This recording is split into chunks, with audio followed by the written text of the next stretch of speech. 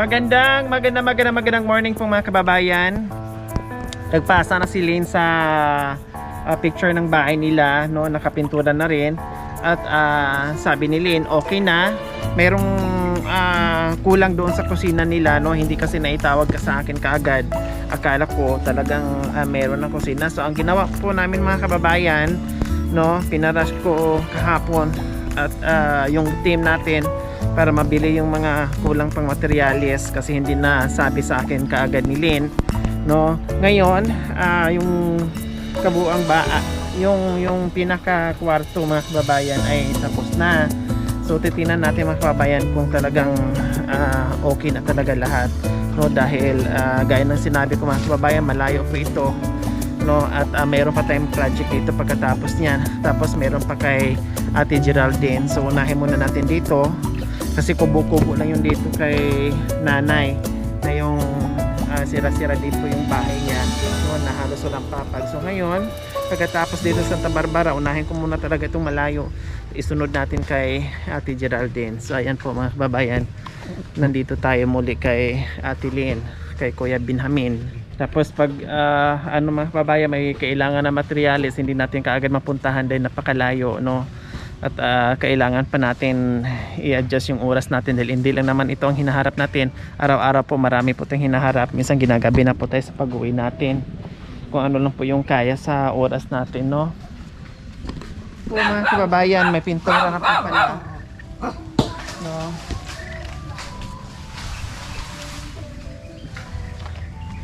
Hello. Good morning. Oh, yung kusina wala pa? Hindi pa po nakintuan. So ayan po mga kababayan, no, hindi pa rin nagawa dahil hindi ko alam mga kababayan, sobrang tagal na po ito talaga mga kababayan, no. So mayroon na rin dyan sa itaas. Anak, mag-ingat kayo ha, baka mahulog kayo ha. Huwag kayong magtulakan, kailangan talaga Binhamin, i-priority mo dito yung pintuan kasi may mga bata.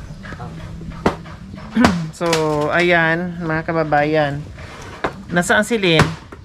Nagtutuko sila ng tabako. So wala si Lynn dito dahil si Lynn talaga hindi yan natitigil sa bahay, no. Kung walang gawa sa bukid, talagang sinisingit niya ang pagtitinda. Nandoon pa naman din mga kababayan, talagang nagtitinda talaga yon. So ang mangyayari dito kasi mga kababayan, ito okay na to, no. Itong bahay na dito banda yung kusina nila, tama. So ayan po yung mga materyales na pinahabol natin noong nakaraan. So ang mangyayari po dyan mga kababayan, nandito naman po yung mga materyales, no. Tapusin na lang unti-unti ni Binhamin dahil si Binhamin ay nagsa-sideline din, no, may trabaho. Basta okay na ito mga kababayan, at ito yung dating bahay nila. Ayan po. So ang mangyari, tanggalin po ito mga kababayan. Tapos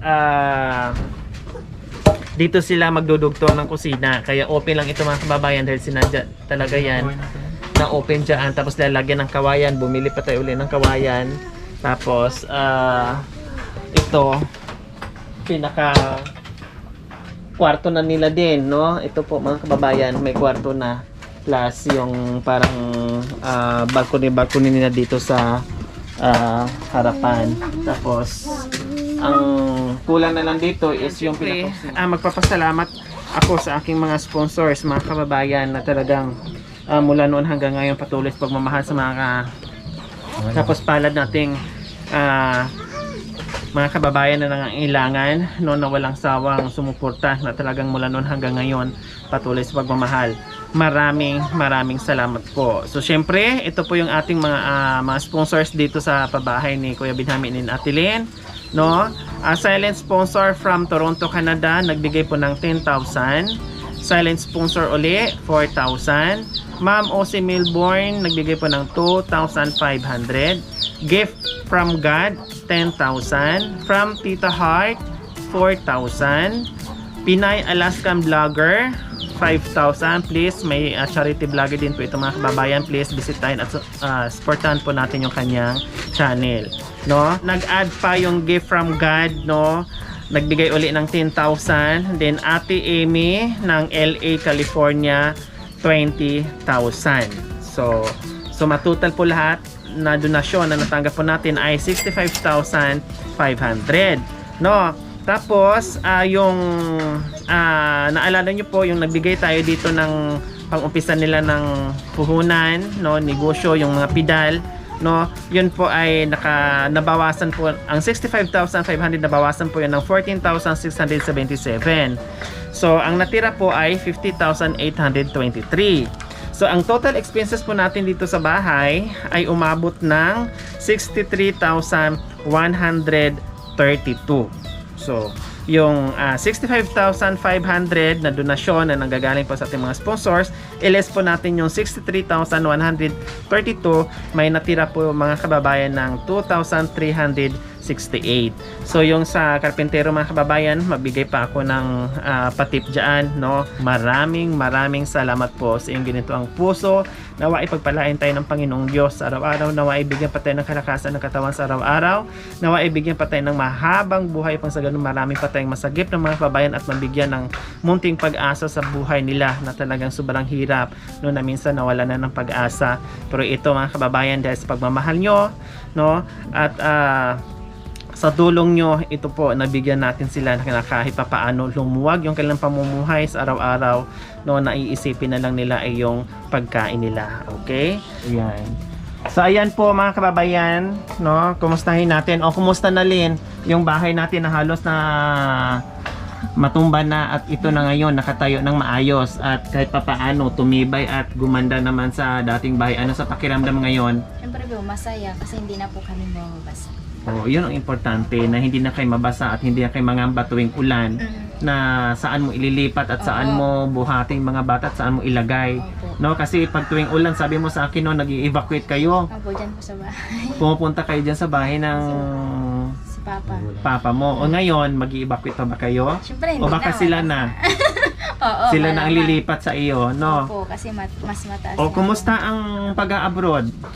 Naisipan at napag-usapan nyo ba uli ni Binhamin? Saka na lang po siguro kapag Hindi nyo pa na-open sa isa't isa? hindi pa po. Ayan, focus ka muna. Tulad ng ginagawa mo, yung pagtitinda mo, nandiyan pa rin. Opo, Tapos ayan. nagsa-sideline Bili ka. ko kayo ng mga chinela. Diba? Nagsa-sideline ka. Kung ano-ano kasi pinapasok ni Lynn, sila yung madiskarte. Kahit anong benta, naglalako ng mga pagkain, o mga... Basta lahat po ng pinagkakitaan na pwedeng kikita, pinapasok ni Lynn. Sa Binhamin naman, at kahit papaano, pag mayroong tawag na trabaho, Binhamin, Hindi po, regular po ako ngayon dun sa ano. regular ka na ba? Opo, sa construction nga lang po ngayon. Okay lang yon, hindi, huwag mong lagyan ng lang.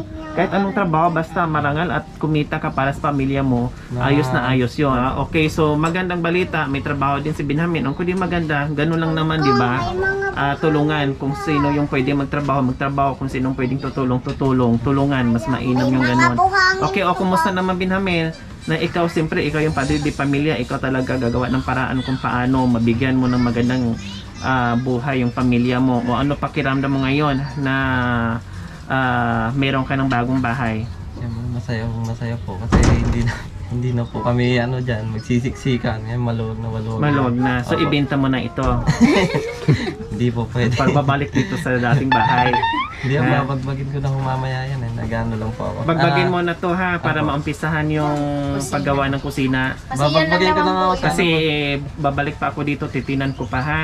Opo. Titinan ko pa kung ano ang nangyari sa kusina. Kasi total yung materialis na pinahabol, okay na. Opo. May mga hard flex pa dyan, may mga kumpleto, kumbaga kumpleto. Ang Okay, kulang. maraming salamat po sa lahat ng mga sponsor na tumulong po para po magkaroon po kami ng bahay. Maraming salamat po. God bless.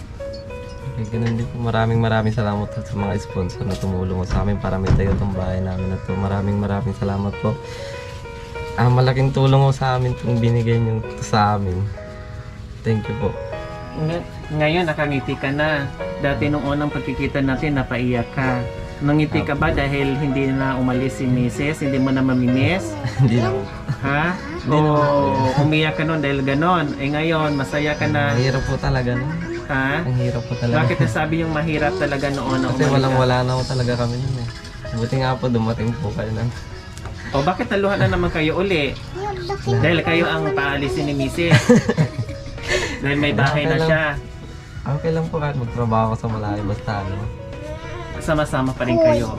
Opo. So, wala naman kayong iba nang iisipin. Kasi alam ko noon, dama ko yung luha mo noon, no, dahil iniisip mo yung bahay. Kaya nga si misis mo ay nagpursige na makapunta at maka-abroad para kahit paano mapaayos yung bahay at yung mga bata sa binilin ay nag-aaral na. Ayos lang yun, no? Importante may bahay na ngayon, hindi lumayo si misis at sama-sama tama yung ginawa mo. Si misis napaka-discarded din, ikaw meron ng regular na trabaho. O, di ba? Ang bait ng Diyos, hindi talaga pwedeng na magkahiwalay kayo. Ibig sabihin, ano lang yun, pagsubok. Ito ngayon buo kayo, no? Okay, sige. So, ayan po mga kababayan, no? Ulitin ko po, maraming salamat po sa lahat. Ang kulang na lang po dito ay kusina kasi babagbagin pa ito ni Benjamin mamaya, no? Dahil may trabaho na rin si Benjamin, awa ng Diyos, may trabaho na rin regular. So, kahit paano, sabi nga kanina, salamat dahil dumating tayo sa buhay niya. No, kahit paano nakatulong, nakaambag tayo at naibsan yung problema nila ngayon. So, pag okay na, ito talaga lahat, pag nagawa nitong kusina, pag nabagbag na yan Benjamin, din ililipat pa nila yung mga gamit nila dyan, no? And then, balikan natin. Basta, ang gusto ko lang ay maipakita ng ating sponsor na nagawa na at natapos na itong ito na lang ang kulang kasi ayun ito na lang mga kababayan kasi ang gagawin nila diyan hindi nila lagyan ng hardiplex daw pero marami pang hardiplex na natira diyan. Gusto nila kawayan? Ano bang gagawin? Ay, ito kawayan kasi para malamig. So para malamig na po mga kababayan, kawayan na ganon. Ang kawayan kinukuha pa ayun sa likod, nagtatanggal pa sila, putol pa ng kawayan. So ngayon, yung mga hardiflex dito gamitin lang sa extension para doon sa kusina.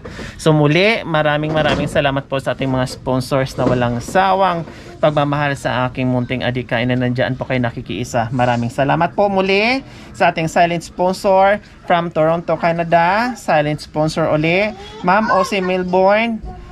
Gift from God, from Tita Heart, Pinay Alaskan Vlogger, then gift from God, 2 beses po nag-send yun. Sinabi ko na po kanina yung mga amount nila. And Ate Amy ng LA, California. So maraming salamat po.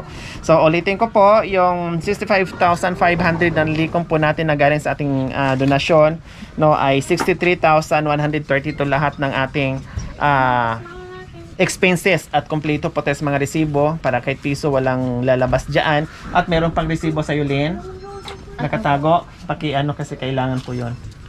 Tapos meron pang resibo dito kay Lynn, yung huling binili nila.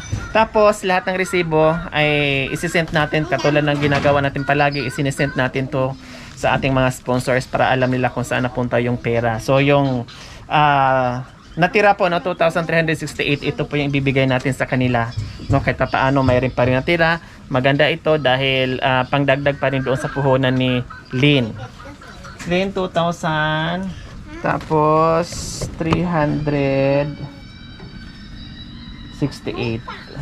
20. So ayan. So ayan po mga kababayan, binigay natin yung ating sukli dito na natira para kay Lynn at pangdagdag niya doon sa puhunan. Okay, sige. So ayan. Mga kababayan, maraming salamat po muli sa inyo. Huwag niyo pong kalimutan paki-share at subscribe sa aking YouTube channel, Lori Aquino Talita. Maraming salamat po. God bless us all. Bye! Okay.